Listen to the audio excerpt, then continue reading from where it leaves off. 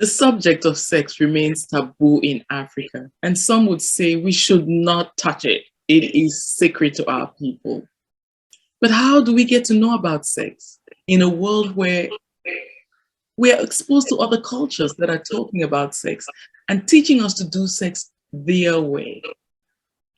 Welcome to the Summon, the African Summon, where we connect you to Africa and African culture.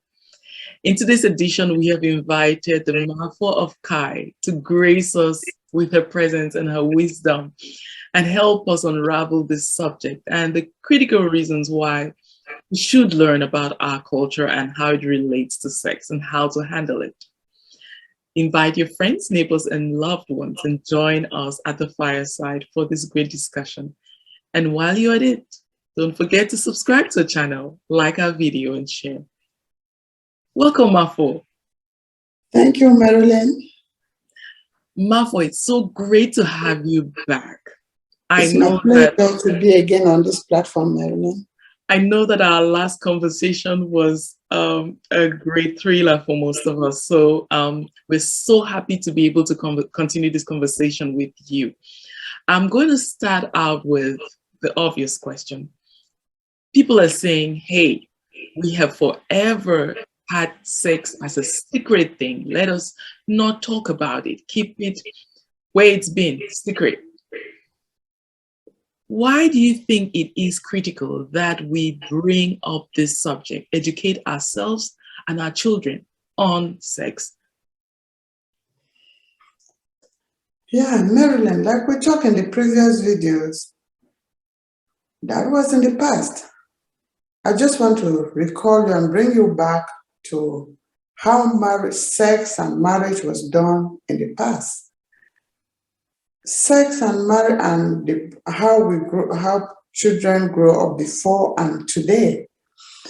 Before, marriage was done inter-villages, and then inter-regional, and then now, like before, you had marriage was between Kai and Kai, Kai and Ja, Nja, Zang, Bomi, and so on. That was just within the Meta tribe.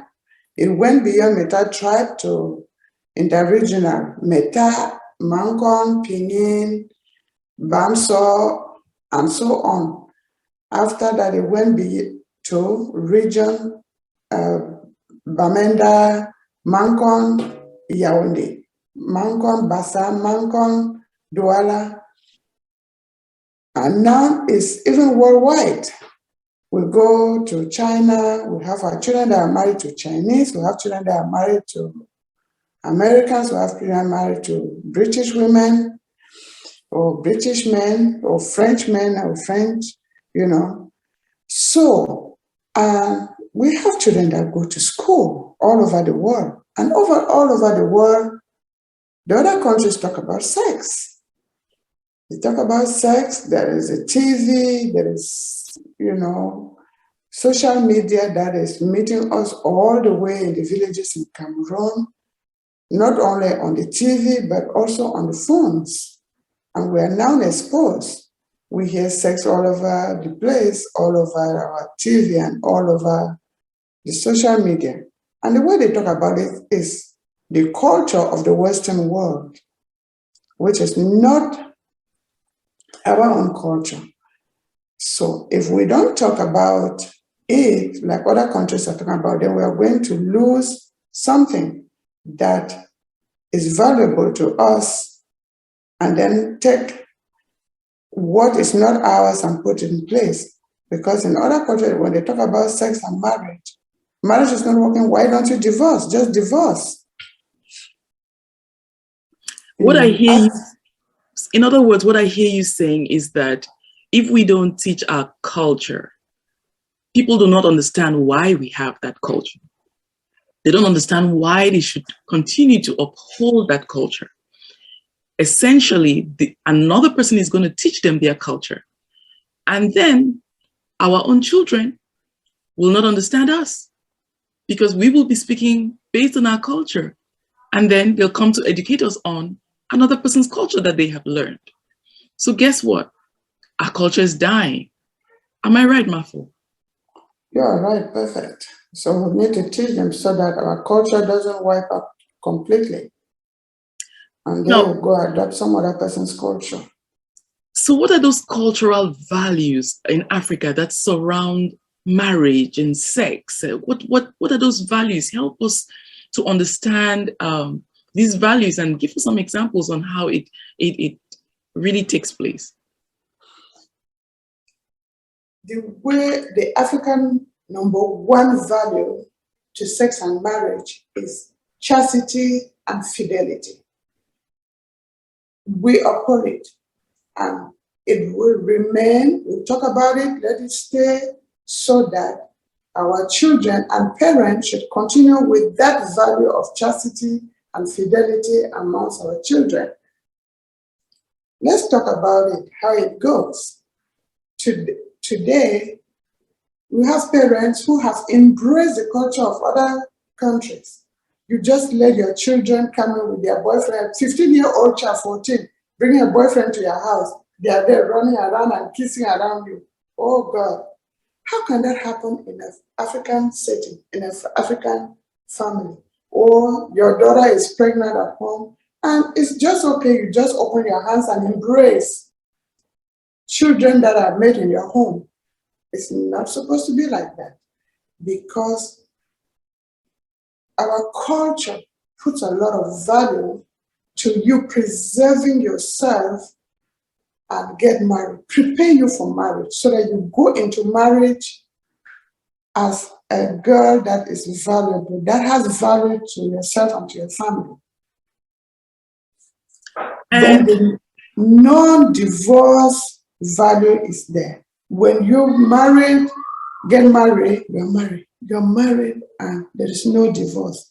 Because there is no divorce neither between you and the man nor between the two families. You've married to the family, the two families are married together. And then there is the value of family. African, we value children. We value the procreation of a big family. Well, once you're married, they start looking to see whether your stomach is changing. They start looking whether you throw some spit. If you make, they say yes, or something is there.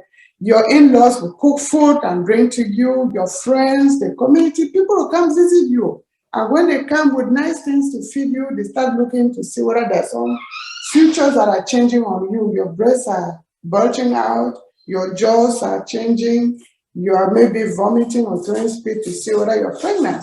Because they put a lot of value in many children. So, Mafo, I hear. Just to go back on your story of chastity, I used to remember where if you even get pregnant before you got married, it's not just you that is in trouble. Your siblings, everybody related to you, it's like nobody wants to marry you or have anything to do with that entire generation. It's like you are ostracized. So the parents were keen on making sure nobody falls out of line. You know that you keep yourself as a good girl because it has an effect on what happens to all your sisters and brothers. It has an effect on what happens to everybody and the name of that family. Yes, and if you wanted to uphold the name of that family, you had to keep that value, respect it, because that's what makes your family happy. But if you didn't do it, then you bring your family down to death and you call your family a dirty family, the wayward family. That family where children are pregnant in their homes. The whole community frowns at you, not only their family alone, the whole community. Look at it like, wow. Which are some of the things they are looking for when they do the background check before marriage. They're looking at what kind of family is this lady from? What kind of family is this man from? Is it a family where they steal? Is it a family where they kill? Is it a family where the daughters just have children at home with their parents? You know, those are the values they are looking for and trying to say, we want to unite with people who uphold our culture, people who Right. have the same values. Mhm. So what are some of the challenges of this value system that you find? Yeah, I mean, there's nothing that doesn't come with some negative. So some of the challenges, like I would think of, is the non-divorce and non-divorce. You know, when we talk about non-divorce, you are married to the family.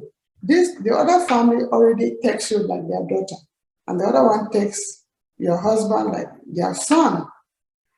They become too blind to anything that is happening between the couple because they don't even understand whether that couple they agree on a lot of stuff. All they think about is they look at the man, who he is out there, how he treats them. Let me give you a simple example. You can get married to a man. Your family doesn't care to know whether you and that man you like football or you like to watch movie or you like to go out dining or you want to go out to some places or you want to go to school. But that man is out there showing the good part to your family, treats your family well, is nice to them, give them presents, he's very caring to your family. There is no way your family would think that that man doesn't treat you the same the way they're treating them. Meanwhile, in reality, that man is not treating you well. That man might be giving you hard times in the home because you guys don't agree on a lot of stuff at home. And they're blind to it. They don't even have time to come down and sit and find out exactly how it's going on in your home. So those are some of the challenges that this non-divorce. Also, you can go ahead and even get married to a man because of non-divorce. A man who, let me go to the worst scenario. A man who does what? Let's say in church also, a man who goes to church and the man is beating you. Because of non-divorce, you don't even want to let anybody know that that man beats you at home. Or all you just want is, oh, it's not working, but you don't say it. And because of non-divorce, you stay there. So there's also the part of infidelity, or he's giving them gifts and they are afraid they're going to stop having this source of presence and support coming from him if they support you, if they say, hey, you stop beating our daughter or we'll take her from you. They dare not say that because he's been lavishing gifts upon them and helping them in what they want. So they are blind to your plight, or might not even be blind to your plight. They may see it and be unable to say, hey, support you in saying, get out of this thing, because they don't want to stop this. Then they are going to lose what they are getting from your husband. Mm-hmm. But they forget that you are not happy. And that doesn't guarantee any fidelity at all or love. Yeah. That is, they become so blind, they don't understand. You are there, no divorce, but there is no love in the marriage. Which just goes back to support the fact that it's important for people to understand that the value system is good, but there is need for work to support it. There is need for discussions, for teaching, for even premarital preparation so that it will work and be a happy place for the two people. Now, Mama, tell us, what is the difference between an invitation for sex and an invitation for a long-term relationship like marriage? What are some of the things that you want to encourage our men and our women to look out for when they face this encounter they meet men in town today? My daughter, that's why I say it is imperative for us to talk about it. Because there's a lot of challenges out there with our children because they can't differentiate between when a man is inviting you for sex and when a man is out there for you for marriage. All they know, and they forget that men in general, when a man sees a woman, in the brain, right here, inside his mind. The first thing that man is looking is your in between your legs to jump in there. But our women, we don't know how to say no. But it is time we talk about it and let them know that it is okay to tell a man no. When you meet a man, the man starts telling, oh, you are beautiful, you are sexy. That is an invitation just for sex. You don't understand that this man just wants sex. And you running in for sex and being pregnant with him is not a guarantee for marriage. But if we understand, and parents and children understand that, if we have this conversation and educate our children about what type of conversation to have with the man, what are the things you look after? What are the man, what type of thing to look after to see if the man is actually not inviting you for sex, but for a long-term relationship? You discuss with the man what is his education, what are his likes and dislikes, what does he want to do in the future, what does he think about family, how many children he wants to have in the future, things like that. If you don't have those type of conversation, the man doesn't care about having a conversation like that with you. Then the man is just in there to have sex. But if you both discuss and have an agreement on what, you might meet a man who says things that having 10 children is the best one, is what he wants, and go and meet a woman who wants just maybe 1 or 2 children. Because he's handsome as you want, would that make you a happy marriage? But if you had had the discussion before jumping into marriage, then when you get in, you have no problem. But if you don't have that discussion before, then you are not prepared for it. Have the discussion. Know where the man comes from. Let me ask you, if you go get married to a Muslim, and tomorrow that Muslim man tells you, okay, you'll be behind me to pray. He's in the front praying and wants you to repeat the prayer behind him, and you think it's a challenge, you are not going to do that. You didn't take time to know what is the Muslim love, right? You didn't take time. You think that is just like Christians where you go to church, the women are in the front singing and praying. You want to jump in the front, and the Muslim, that's not the same. So it is important to have those discussions and know whether a man is just wanting you for sex or for marriage, which is a long-term relationship for courting. What I'm hearing, Mafo, is you're saying to be able to differentiate this, there are some signals. Someone is going to be willing to have more than just a one-time conversation. Someone is going to be willing to be patient, to take time to get to know you, to get to know your family, to get to know your history, whether it's the man or the woman. But especially, typically it's the men who are leading on. You would know that they are thinking more long-term about you because they are more patient. When you give that no, they are not going away. They want to know you more. They want to go somewhere. Still, it's important for each person to be on their guard and know that, listen, if someone is trying to present themselves as cheap, then chances are that's just who they are. But in those conversations, that's now we're saying, okay, when you slow them down, Mafo, you're telling us, have something to talk to them about, discover them, know more about them than just a very nice man or a very beautiful woman. Know more about their aspirations. Are they the woman, the kind of woman who cleans up after herself, who will cook at home or want to go buy food at a restaurant, want you guys to go buy? There are other cultures where people live at the restaurant for breakfast, lunch, and dinner. But it's not our African way. It's not our customary way. Our men like their food. They like their fufu, and even if there's a restaurant that makes fufu, it's not the same thing like when you cook at home in managing finances. So please, I just don't want you to rush. Tell us some of those things to look out for in terms of how do you understand the family? You just mentioned that you're getting married to the family.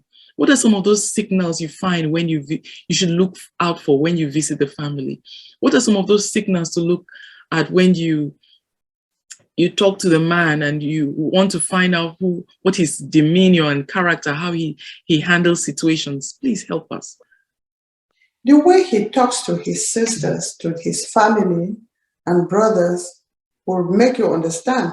If a man in front of you talks rudely to the mother or to the sisters and frown in some type of way, you understand already the type of character man you are going in for. If he frowns at the mother or the sisters in a very bitter way in a situation where you think he's not supposed to, is it something he's going to do with you? Am I right, my daughter? Very true. Very true. It's revealing. Mm-hmm. It's just the same way he's going to do with you. So those are the things you look out for. You look where he grew up. How do they talk to women? How do they talk to people? If you go and get married to a man who comes from a culture where beating is a sign of love, and that's not our own culture, well, you didn't take your time to do the background check. Beating is a sign of love to some tribes, to some people. If they don't beat you, then they don't love you. And the women of that tribe, they understand that. They know that that's what they're expecting, a beating to prove a sign of love. But with us, that's not what it is. Mama, tell us about the church. You brought up Muslim. Tell us about, there's so much on the news about Osinachi and the way she died. And I just think it's just important that we bring up this aspect of church, meeting people at church and just giving yourself to them because they are Christian. Please talk to us a little bit about that. Yeah, church is a place where sinners go, right? People who are sick, it's just like a hospital. So meeting a man in church, obviously you think that this is the holiest of holy, but that's not the truth, because that is somebody seeking for treatment. It's not a guarantee. We just talked about Osinachi. She got married to a pastor. She was in church, but look at how this woman passed away. Look at her life. So it's just as critical, regardless of where you meet a person. Don't let your guard down. Don't let your guard down. Don't let your own value be taken away from you. Give value to yourself first. Value yourself. Save yourself. Learn to say no. If you say no, you can say no. Stand on your no. There's nothing bad in saying no to a man, especially when they invite you for sex. You don't find it comfortable? No. No. No is just a two-letter word. Two people cannot build a house unless they agree on what kind of house they want to build. Even if it's just a caraboat house, like the wooden houses that we may sometimes think may just be a modest living. The two of them need to agree that this is what our means can afford for us. Or if you want to build a 10-story building and you're marrying a lady who tells herself, oh, the house is too big, it's still, there's a problem there. You may think because you have so much money, everybody's going to be welcoming and comfortable in that environment. They may not be, so it's important that two agree that your aspirations, the places you want to go to, your spouse, your husband or your wife wants to get there. If you want to have an education, a man wants you to stay at home and not have an education, or he's intimidated by your presence. Those are things that if you've not sat down to ask questions and understand what he thinks of a woman getting an education and how it would affect, if he's proud of it, I'd like to have my wife get a PhD, then you know that if those are you share those values, then you guys are working together. But if immediately he's like, hey, for what? Let her come and stay at home. It doesn't mean he's bad. It doesn't necessarily mean he's bad. It just means that if you have aspirations to go further in your education, you're going to have problems in that marriage. Am I right, Mama? That's right, because there was no agreement. You guys did not talk about it. And it's not in marriage that we start talking about it because you're like, no, I didn't get married to you to come and go to school. I married my wife to come stay home. I'll go fend and bring to my wife. So it's important to agree, must agree. If there is agreement, then everything goes on well.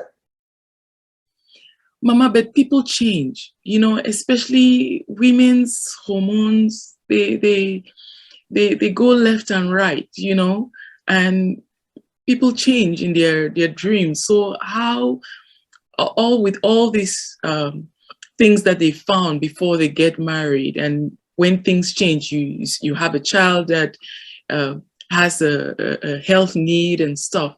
How do you recommend they handle those changes?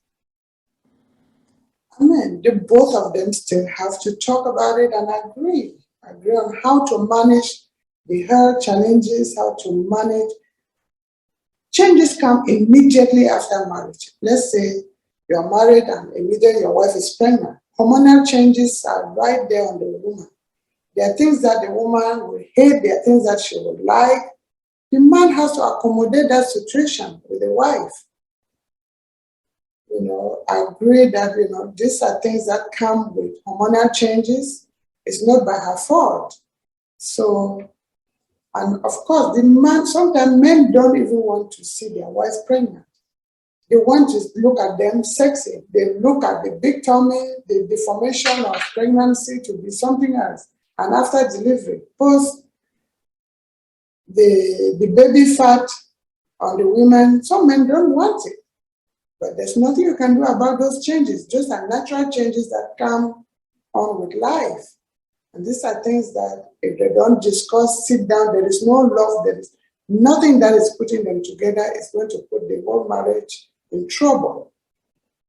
And, talk about your likes and dislikes. A man likes soccer, a man likes to go out. A woman wants to watch movies, and she, talk to us a little bit more about those things that create intimacy and build companionship, please.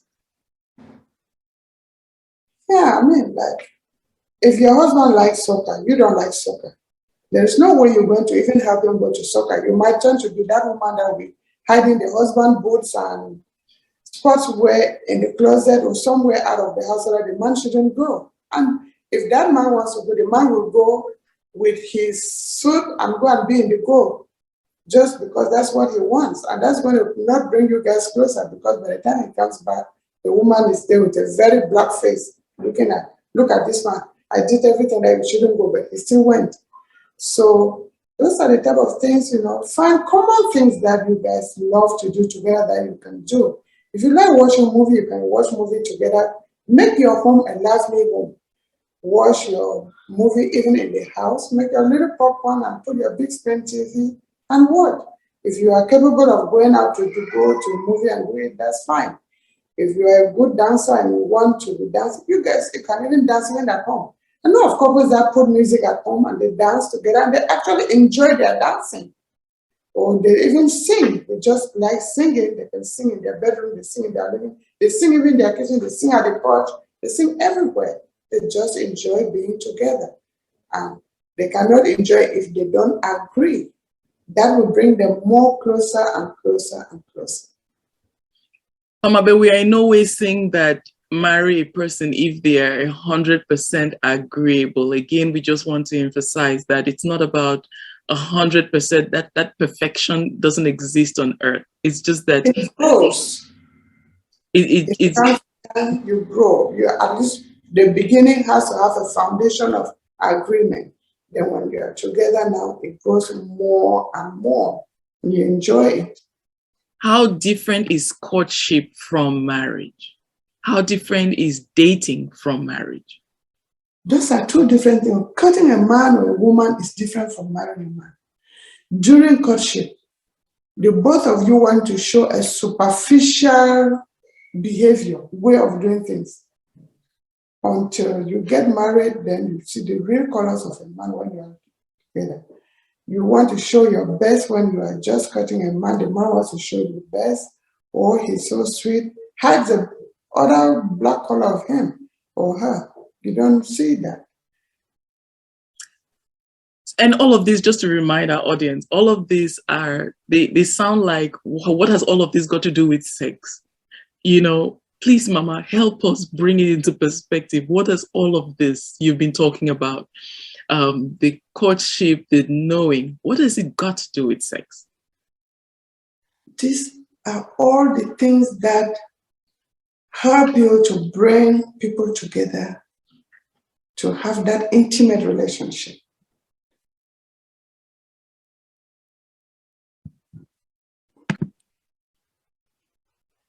Mama, so let's understand, what has all of this got to do with sex? What has an understanding of a man liking my having an education, or loving my enjoyment of movies, or how he talks to his family or talks to me? What has any of that got to do with sex? Because that is what actually prepares you and connects you people together. You know, sex is not just the act, but the mind, your mindset. You have to be prepared for it to get to it. Imagine that you have a man, you have your husband, you want maybe 5 children, or he wants 5 kids, and you want 2. You already have 2, and then, but you want 6. Or he wants 6, you are running away from 6 because you think that he's going to come and give you another child. That alone already brings back, because there is no agreement on how many children you guys are going to have.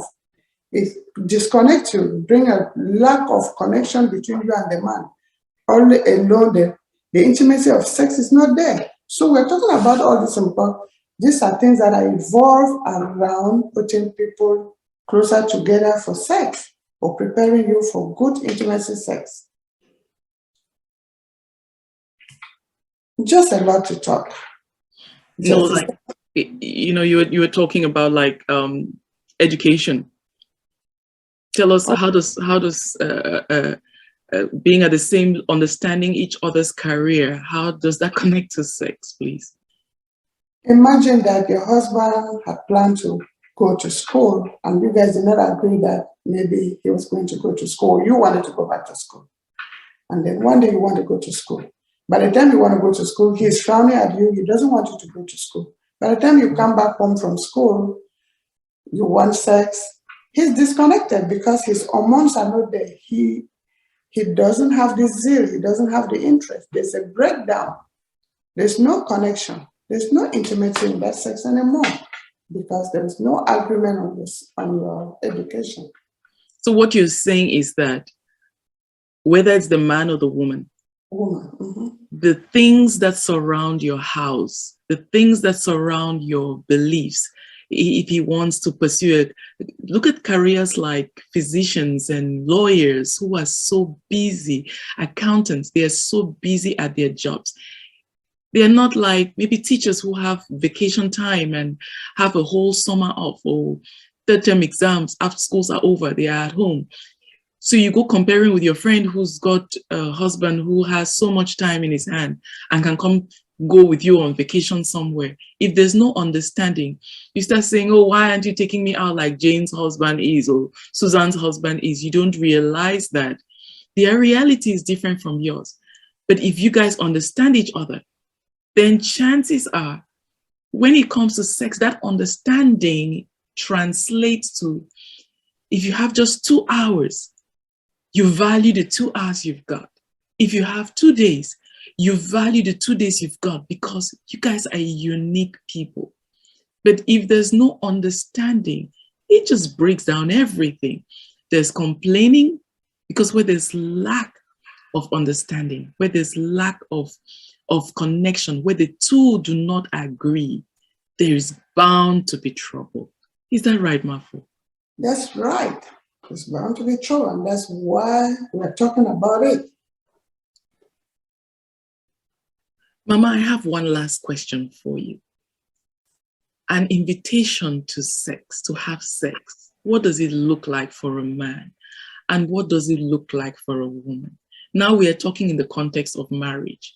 So you've got to marry to your husband and he wants to have sex, or you want to have sex. What's that invitation like? How do men respond to sex and women respond to sex appeals? How is it different? Please help us.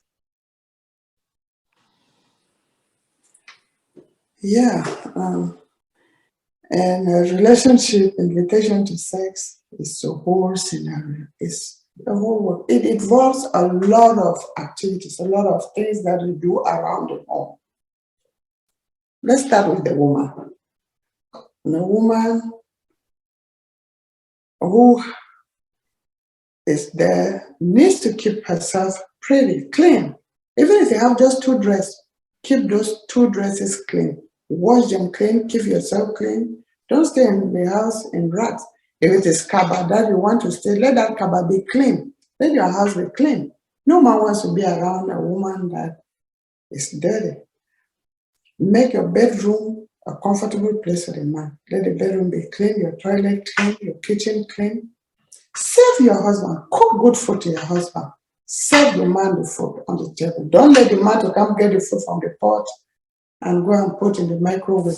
If you let your husband come home, the food is there, go get your food. The man goes and serve the food from the pot, go and put it in the microwave.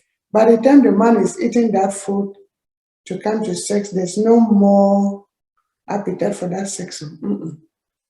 But you serve the man the food on the table, you sit there with him, he's eating, and you are maybe serving him water to drink, put a glass and put the water. No, I was just saying that's really almost like a great trick, because often in the West you find out that people are so busy, and our sisters or your daughters, we have a tendency of feeling like I serve myself, I cook the food, go serve yourself. And then we turn around and we complain that people are taking our husbands away from us. It almost sounds to me like that is it's like a secret card that you're almost handing out to us, that it's so important regardless of what you do. You know, a man still wants to feel like you honor and respect him. So it's not just that you cook the food, but go all the way to making sure that that's a special thing that most women don't do. So why don't you go ahead and sit there, serve your husband? You know, he may understand that you're the wife. You want to be loved. You want to get intimacy with the man. So cook the food, serve the man. That's our culture. Just do it and see the miracle that you have. You see how close and how love you have, how much love you get from the husband. And no woman is going to take that husband from you, because that woman cannot give that trade you are giving to your husband. Let him come back from work. Welcome him at the door. If he has a briefcase, help the briefcase, put it somewhere. Help the coat his suit and hang it up, and then put him a seat. Don't come and say, by the time he gets in, is it now that you're coming back? Why did it take you so much time to come back home? You start him with a query before he steps into the chair, before he steps into the house. That already, you're setting a tune for fight. You're setting a tune for no sex, right? No intimacy. Wow. So set a tune all the time for some intimacy to be there between you and the husband. Wow, thank you. Cut some good fruits, put there. I mean, now in the Western world and even back home, put some table mats, good clean table mats. Get some good roses. Throw them on the plate, on the table, and see how that man is going to enjoy that food. And look at it, it might be a green rose. So, oh, this is lovely. Then on the side of the man, you know, women like to be pampered. Women love to be taken care of. Women like softness. Just love your wife. Just pamper her. Just talk to her sweet. Just treat her with care. And you get everything from that woman. Imagine if your husband comes back. Oh, Marilyn, why is this thing here? Why are you not doing this? Just, keep shouting at you all the time. Is that any setting of tune for intimacy sex? No. You will just go into your shell or go into the room and start crying. He wouldn't even be able to touch you. But if he comes back, oh, Maybe we should put this tray the other way. Then you find love. You find that's a good tune of talking. So the way we talk, the way we respect, the way we respond to situations, we set a good tone for sex, an invitation for sex. It's not just saying, come on, let's go have sex. It's the tune, the way we do the things around the home, we interact with one another that sets a good tune for sex or gives an invitation for sex. So that is probably talking about what the things that are maybe appealing, but what else can people do to send that final signal that, listen, I'm ready? I'm almost pleading with you, give us some ideas on, how do we, what things can you see and know that your wife is ready or your husband is actually sending out a signal? Because by you being beautiful when he comes home, yeah, it lets him open up and relax. But what else is he? Play some music. What else can you do there that clearly passes the message that eat quickly? Yeah, I'm going to serve you, but eat quickly. Well, there you go. Eat quickly, digest this food quickly, because I'm waiting. Go ahead. Stay there with him and start, you can hold his hand and be touching him a little bit. What is wrong in that? Is that not your husband? That's what we are talking about. Yeah, just give him some soft touch right there while he's eating. Give him some tissue if he's sweating. Clean his face, That gives a good sign. We have already passed the stage of kissing already, or are we still about planning on getting there? Well, kissing can start going on when he finishes eating. You will not be kissing him when he's eating. Even when he got at the door, we ignore some really small and basic thing like.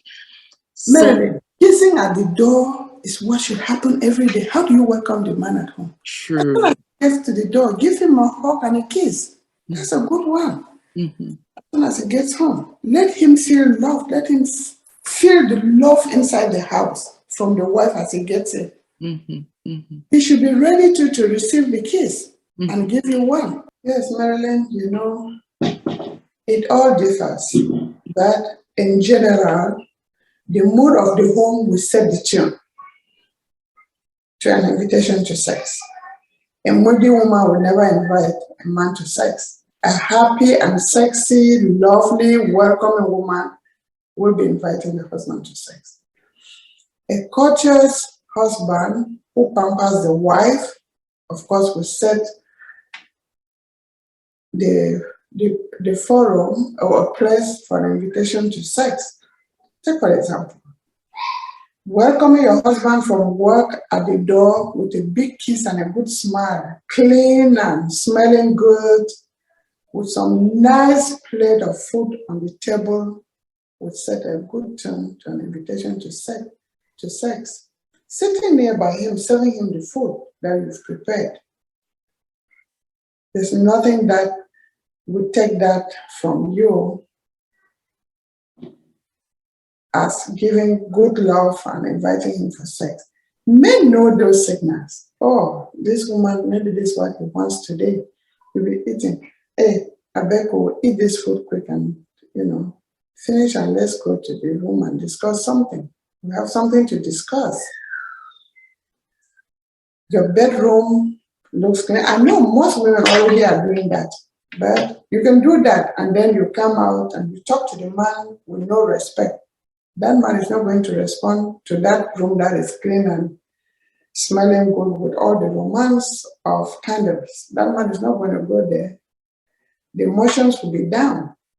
But if the room is clean, the bed is well done, the candles there, you are welcoming, so the man will understand that, oh, maybe this is what my wife wants today. The same thing with the husband coming back home already with something in the hand to come and give you, maybe just an ice cream, a chocolate, get some or a piece of earring, get some and give it. Not that it's all material, it's not material, just a symbol of love, or symbol of something, that connects you guys together. That would go. You bring up a great subject. Lots of people think that women are all they want is money. Throw money at them and they're going to be happy. Help us. Is that really true? That is not true, my daughter. It's not all about money. You also have a lot of women out there who work, who bring an income, who bring something to the table. It doesn't mean that because you give something to a woman, that woman is all about money. It's just all about love, giving and caring. That's all it is. You can get married to a woman who's a minister, who is a doctor. That woman remains a wife. It's not a doctor in that house. It remains a good, lovely wife in that house. A woman who is a doctor in the office, a pharmacy there, comes home. She's submissive to the husband. She cooks your food. She gives you all the treats she needs to give. And of course, she still needs her good sex in bed, despite the fact that she's a doctor or she's a pharmacist. A woman is a woman. It doesn't matter the profession. It doesn't matter the race. It doesn't matter where she comes from. A woman is a woman and has to be treated in the same way. Tender, pampering, caring, softness, treats, little treats will turn a woman on. Women are not like men who just, men are superficial. They just look what is beautiful there and they're turned on. Women, you have to do more work to turn them on. I don't think. Yes. So what I hear is women have different signals from men, and we need to recognize that.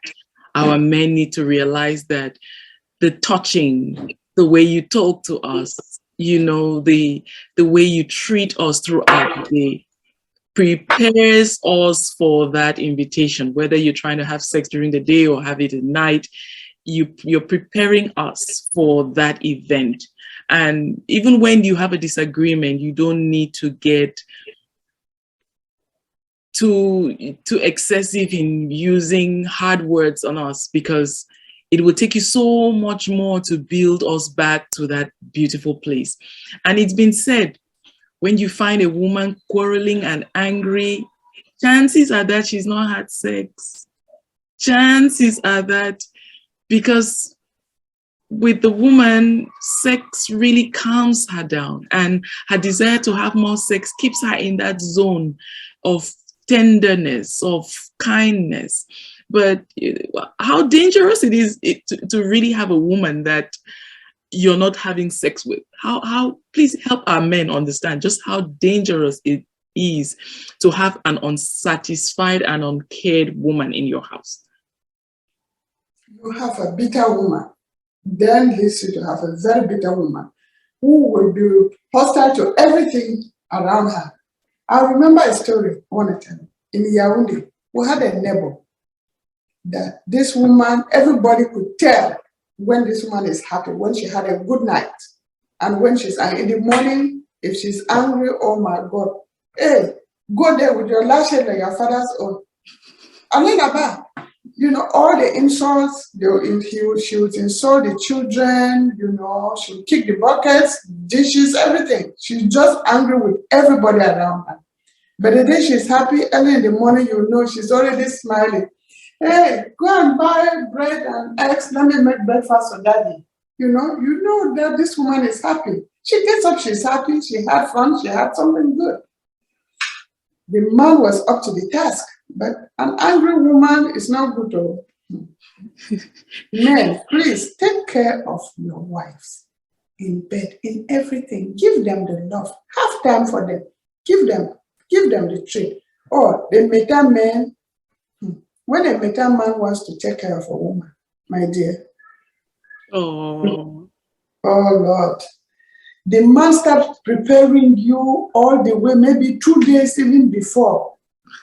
You have your palm oil that is coming. You have your palm wine that he will give you. He's going to get you drink out of his cup. in front of other women and in front of other people. Wow. You know, yeah, that shows you how much that man loves you.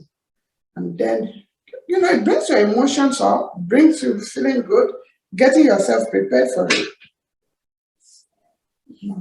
And it has been said that if you see a couple quarreling, just ask them, when was the last time you had sex? It's almost certain that you can bring down every quarrel to one situation: they are not having sex. Well, Mama, we are so grateful to have you. Do you have any final words for our audience?